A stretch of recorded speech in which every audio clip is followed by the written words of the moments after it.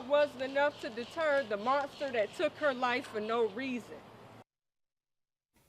It's been 3 years since a Savannah mother last held her daughter. 15-year-old Desaray Gilliard was shot and killed at Yamacraw Village on this exact day in 2022, and her case still remains unsolved tonight.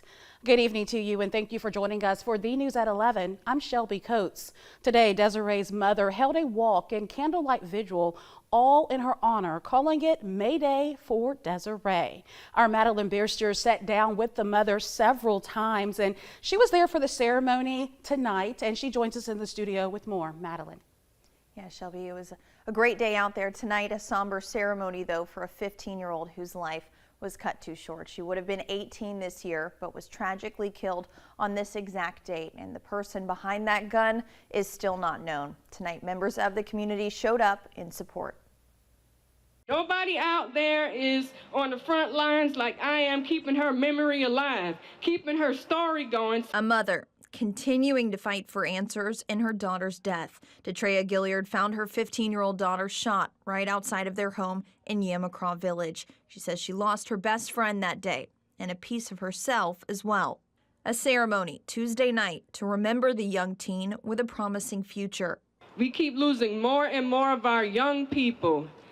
It's happening on a weekly basis. There's always a shooting going on, but nobody wants to address it. The ceremony, attended by the detective over her case, Jacob Hildebrandt, Savannah's police chief Lenny Gunther, along with former DA candidate Andre Pretorius. I mean, to know that a girl this young was murdered here and no one has found the coward that did that, and that coward hasn't come forward yet.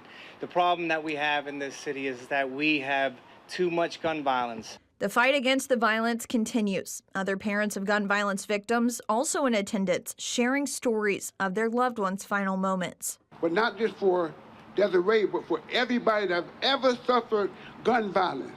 The right solution is to look it in the face and come up with ways together to combat gun violence. There's somebody out there that has information. There's somebody out there that knows what happened to Desaray. And that one person can change everything. The ceremony wrapped up with a walk to Desiray's memorial at the complex. Candles lit in her honor alongside other children who still live in that community, followed by a balloon release, all to honor young Desiray's life and legacy. Her mother hoping that her story can help at least one person. Denouncing gun violence and also reminding our young people there are other ways to get your frustrations out. As for Desiray's case, I spoke with Detective Hildebrandt while at that ceremony tonight. He says he hopes to bring answers as soon as they can to her mother. Reporting live in studio, Madeline Bierster, WTOC News.